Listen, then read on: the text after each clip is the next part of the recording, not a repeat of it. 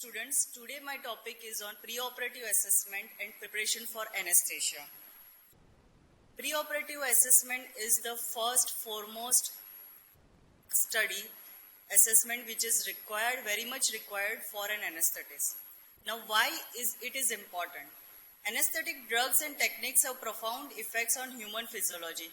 Hence a focused review of all major organs should be completed prior to surgery to ensure that the patient is in best or optimal condition, and also to identify patients with unstable symptoms who should be postponed for optimization prior to elective surgery. Now what do we mean by preoperative assessment? It consists of gathering information about the patient, formulating an anesthetic plan by means of personal interview, physical examination and review of medical records. It can also be online structured questionnaire also. Now we will be discussing about the principle of pre-anesthetic checkup or pre-anesthetic assessment. Documentation of the condition for which surgery is needed is very much required. It includes assessment of the patient's overall status also. By PAC, we can allay patient's anxiety also. The PAC helps in uncovering of hidden conditions that could cause problems both during and after surgery and seeking advice from other specialists if required. It also helps in identifying those patients whose outcomes will be improved by specific medical treatment, like a 60-year patient with unstable angina from left main coronary artery disease scheduled for elective total hip replacement would more likely to survive if CABG is performed before elective surgery. It also helps in identifying patients at risk of aspiration, like a pregnant woman and patient with history of hiatus hernia. It also helps in estimate of it. We can make a judgment of anesthesia risk from the assessment. Obtain informed consent, which is very much important when the patient is proceeding for anesthesia as well as surgery. It helps in development of an appropriate perioperative care plan guided by patient's choice and risk factors. It also helps to educate about patient about anesthesia, perioperative care and pain treatment in the hope of reducing anxiety and facilitating recovery. Rarely we have to postpone surgery, like a patient who has recently undergone coronary intervention. Then in the benefit of patient, it is more preferable to postpone all routine surgery by 1 month. And ultimate goal of pre-anesthetic checkup or assessment is to reduce patient surgical and anesthetic morbidity and mortality. Now when it should be done? Ideally, when the patient is posted for elective surgery, it should be conducted 2 to 4 weeks before surgery. Why 2 to 4 weeks? Because this will allow the patient to understand the importance of the anesthesia as well as for optimization of the patient. In case of emergency surgery, it depends upon the urgency of surgery. So the PAC will range from few minutes to few hours. But the maximum time has to be taken to properly assess the patient. Now we will be elaborating the steps of the preoperative visit. So first is the problem identification, second risk assessment, third preoperative preparation, and fourth is the plan of anesthetic technique. We'll proceed to problem identification. Problem identification is through thorough history, physical examination and laboratory investigation. History and physical examination are the cornerstone of any pre-anesthetic checkup. From history and physical examination, we will evaluate the patient's cardiovascular system, asking the patient about the hypertension, heart disease, congestive heart failure, cardiomyopathy or arrhythmias or any other cardiac illness that the patient might have been suffering. So from history we will evaluate the disease severity and any medication related to that illness that the patient might be taking. Also, we will ask about the exercise tolerance, that the patient is able to tolerate do routine physical activity or not. If required, we can also proceed for 2D echo to know the disease severity. Then we will examine the respiratory system. The patient might also be suffering from COPD, restrictive lung disease or asthma. So from history and physical examination, we can evaluate the disease severity and any medications like bronchodilators, steroids that the patient might be taking. So in history, we have to ask whether the patient is taking regularly or is on stable on that medications or not. In some cases, we may require pulmonary function test depending on the complexity of the surgery. The next system we will examine is the nervous system. There are some patients who are suffering from head injury, transient ischemic attack or spinal cord injury. So in that case, we have to evaluate the signs and symptoms of raised intracranial pressures and whether the seizures are controlled or not with proper anti-seizure medications. The musculoskeletal system is also examined in patients having myasthenia gravis, muscular dystrophy, malignant hypothermia, and so on. So these conditions have specific anesthetic considerations, so have to be evaluated preoperatively. The patient might also be suffering from various endocrine diseases like diabetes, thyroid disease, pheochromocytoma.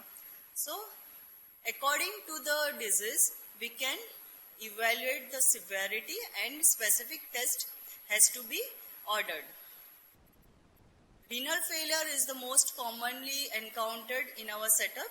So to rule out the renal failure, we will proceed for renal function test. In that, serum creatinine and creatinine clearance are of most important. Hematologic disease will include anemias and coagulopathy. So such patients we have to order for complete blood count and correct anemia before proceeding for elective surgery. Also inquire about inherited disease like sickle cell disease, porphyrias, etc. The elderly children and pregnant women are the specific entities. So they require some specific anesthetic considerations and properly. So this population should be properly evaluated before proceeding for the surgery. Then we have also to ask about the drug and contact allergies like latex allergy. So we can avoid further contact of that patient with the predisposing factor.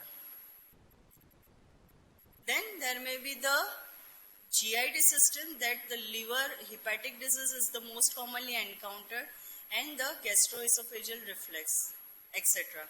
So in that case, the liver function test will be very helpful to evaluate the hepatic disease.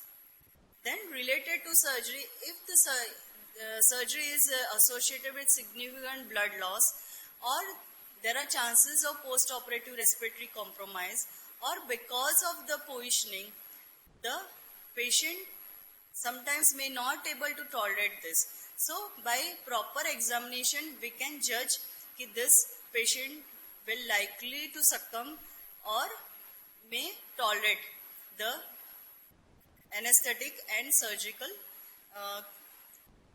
complications. Any history of substance abuse like cigarette, alcohol, illicit drugs has to be ruled out because they interact with the anesthetic drugs and we may encounter some complications. Then difficulties with prior anesthetics like history of difficult intubation, then delayed emergence, malignant hyperthermia, prolonged neuromuscular blockade, or post-operative nausea, vomiting, or awareness, intraoperative awareness. So some of these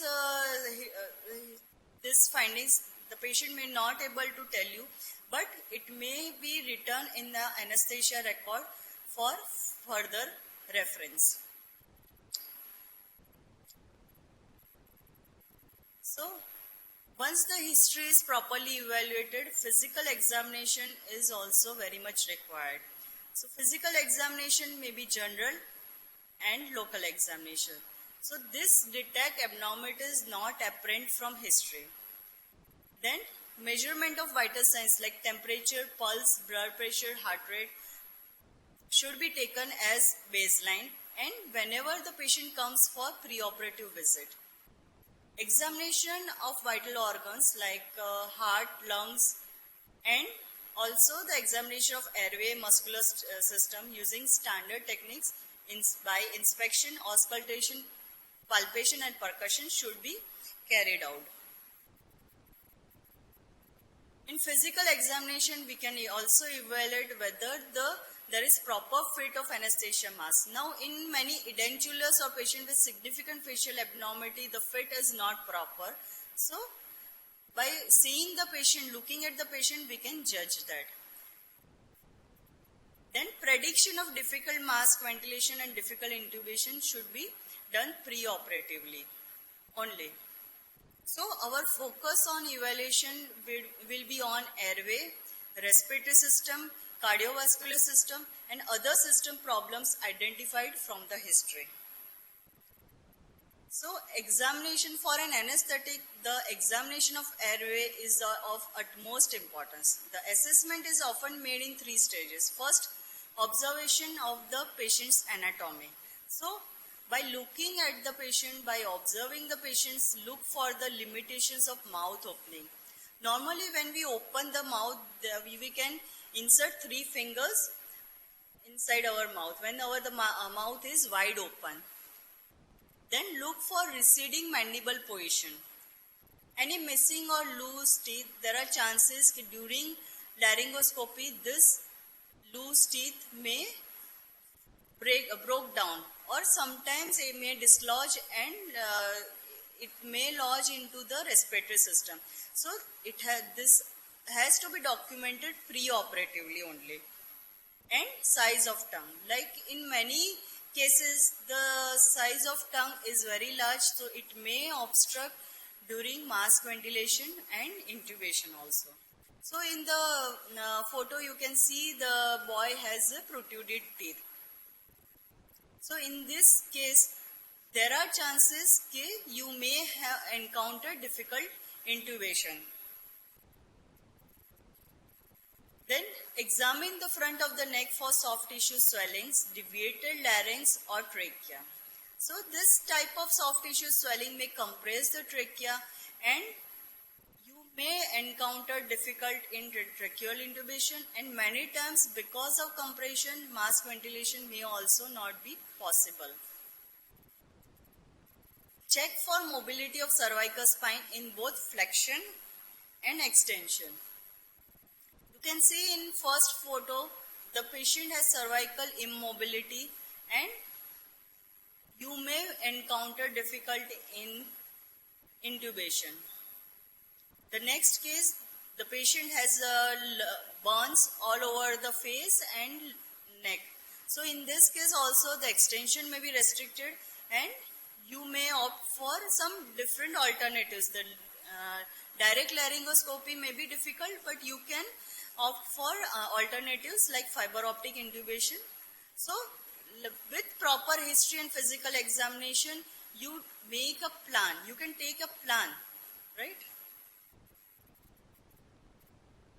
Then airway can also be assessed by simple bedside tests like Mallampati criteria and thyrometal distance. So Mallampati criteria is tested by it is a simple bedside test. The patient is asked to is made sit down and with head in neutral position and mouth wide open and tongue protruded in maximal position. So by visualizing the various structures, it is classified from class 1 to 4. If we are able to visualize the soft palate, fauces, uvula, anterior and posterior pilars, it is classified as class 1. If we are able to visualize the soft palate, fauces and uvula, it is graded as class 2. If we are able to visualize the soft palate and base of uvula, it is graded as class 3. And even the soft palate is not visible and only the hard palate is visible, then it is graded as class 4. Now there is another grade, class 0, in which only the epiglottic structures are visualized. So class 3 and 4 are considered to be high risk for difficult intubation. Then X-rays, particularly a lateral X-ray of the head and neck, are very useful. In that, various parameters are there, but this is one of the parameters, that is the atlanto-occipital gap. If we find decreased distance between the occiput and the spinous process of C1, if the distance is less than 5 millimeter, then it is the major factor which limits extension of the head on neck. Then, if we find increase in posterior depth of the mandible, that is the distance between the bony alveolus behind the third molar tooth and the lower border of the mandible. Okay, so this is an important measure in determining the ease or difficulty of laryngoscopy. So there are some mnemonics also which predicts the difficult intubation, like 4M. So 4M stands for Malampatti, that we have already discussed. M for measurement, that is 3321. 3 stands for 3 fingers mouth opening. When the mouth is wide open, you are able to insert. The patient has to insert his own fingers, 3 fingers, inside the open mouth. Then 3 fingers hypomental distance, that is the fingers between the tip of the jaw and beginning of the neck. So this is the normal. If it is less than this, then it suggests we may encounter difficult intubation. Then 2 fingers between the thyroid notch and the floor of the mandible, right? And 1 finger lower jaw anterior subluxation. Then M also stands for movements of the neck. This may be limited in torticollis and various diseases like rheumatoid arthritis, ankylosing spondylitis.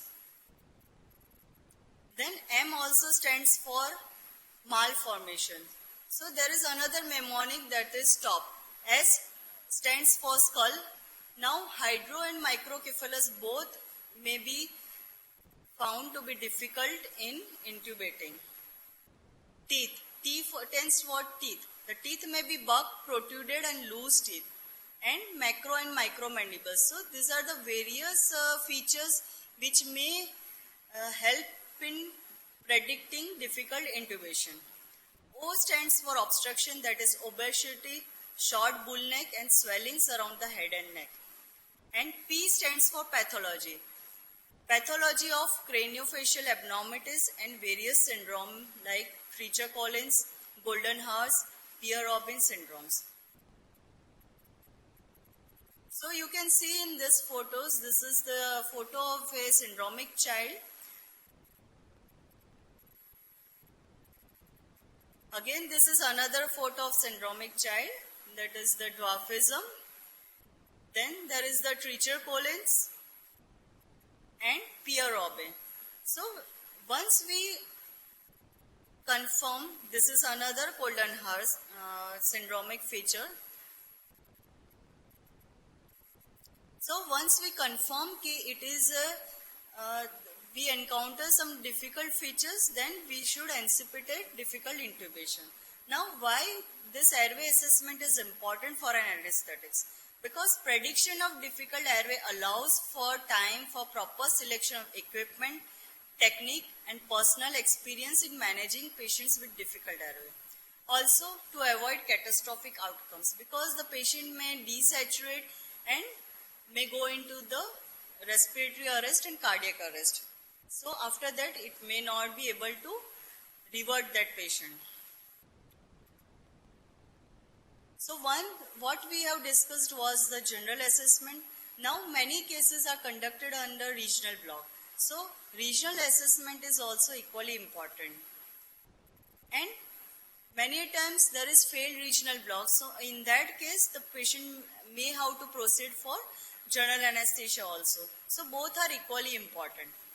In regional assessment, like before now block or regional anesthesia or invasive monitoring, relevant anatomy should be examined. Look for evidence of infection near the site or of anatomic abnormality. Neurological examination is important and it should be documented. So, history and physical examination is incomplete without investigation.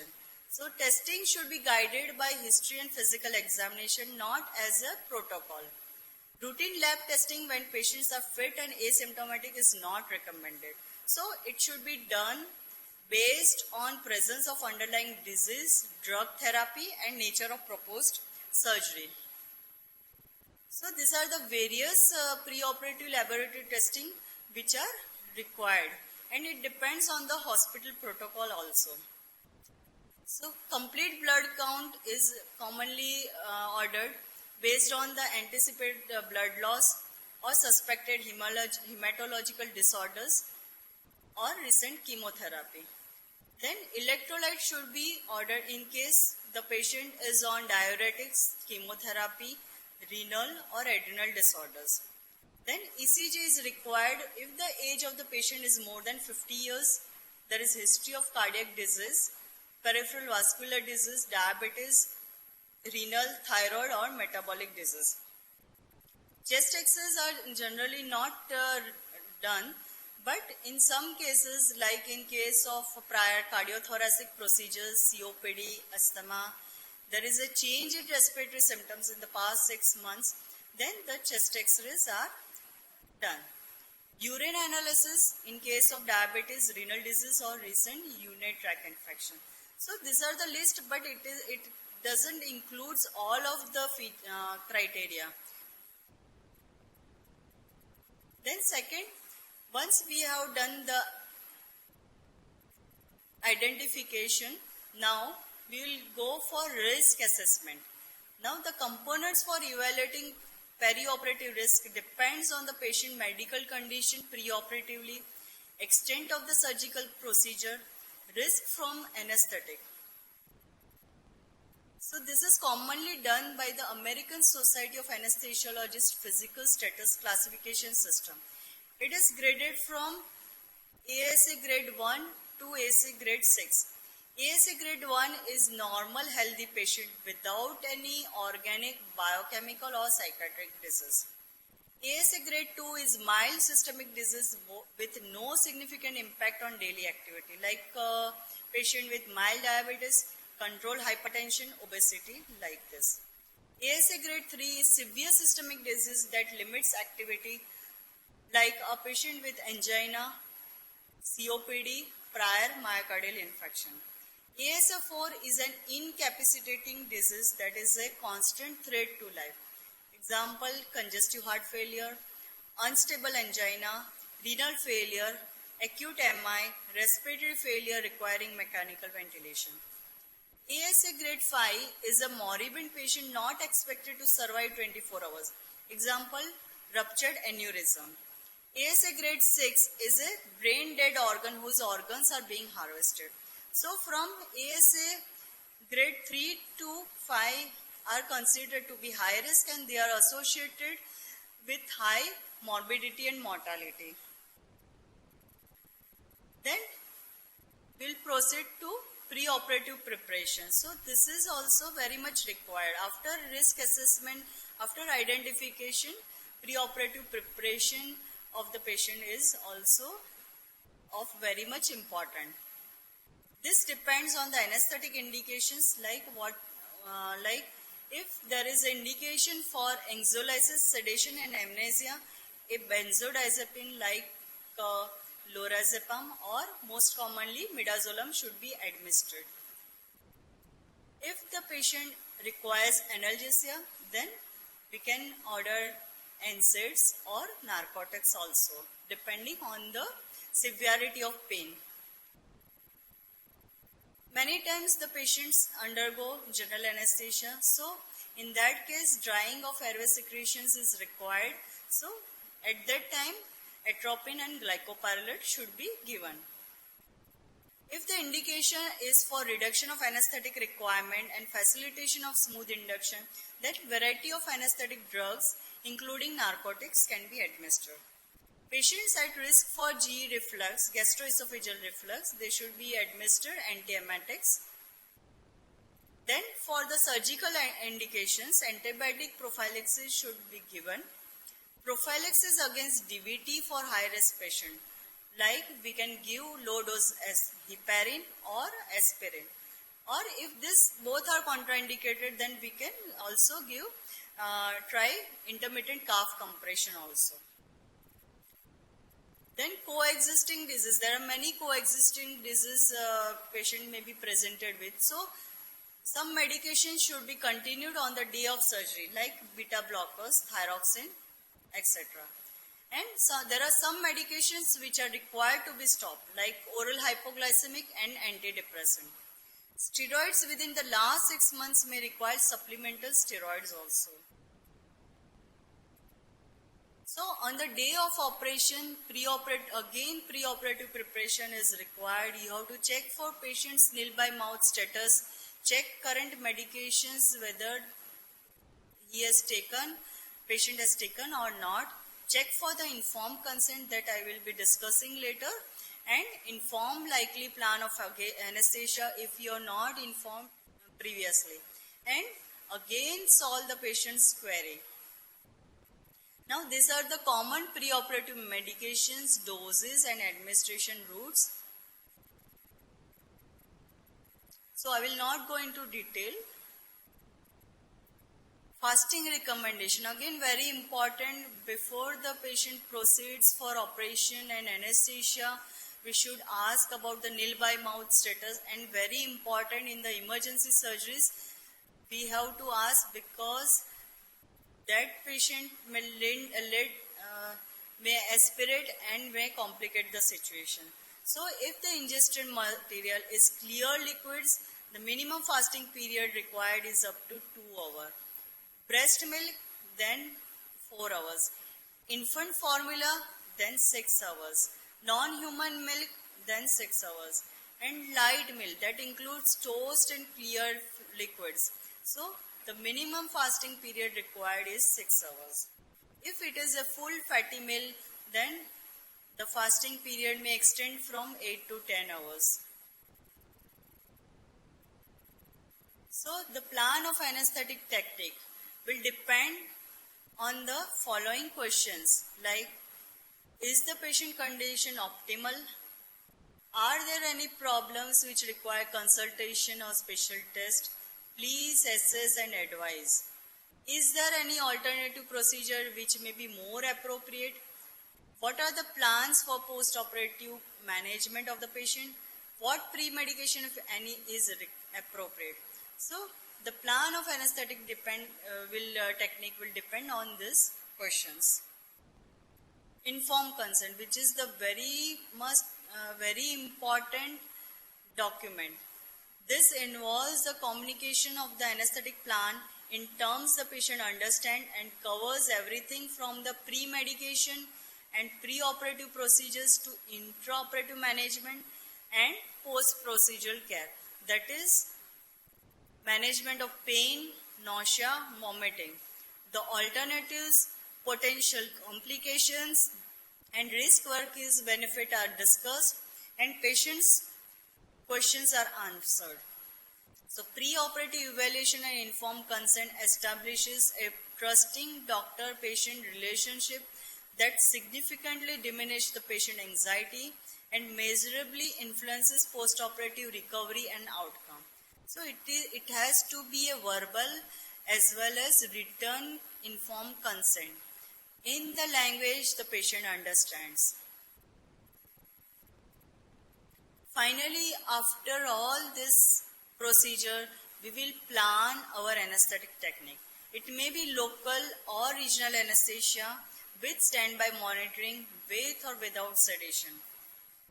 It may also be general anesthesia with or without intubation. Either spontaneous or controlled ventilation is used, or may be combined regional with general anesthesia. Now this is the consent form. It has to be in patient's own language that the patient understands. This is the consent form for the ventilator and surgical safety checklist. Now, what is surgical safety checklist? It is recommended by WHO. It has 3 components. There is sign in before induction of anesthesia, timed out before skin incision, and sign out before patient leaves the operating room. Now, this is a simple tool designed to improve communication and teamwork by bringing together the surgeons, anesthesia providers, nurses involved in care to confirm that critical safety measures are performed before, during, and after an operation. This is the pre-operative anesthesia checklist. Before proceeding for anesthesia, we have to undergo this checklist. So any necessary steps has not been missed out. So most complications and increased mortality and morbidity caused by lack of pre-operative assessment. So this is very much important. Thank you.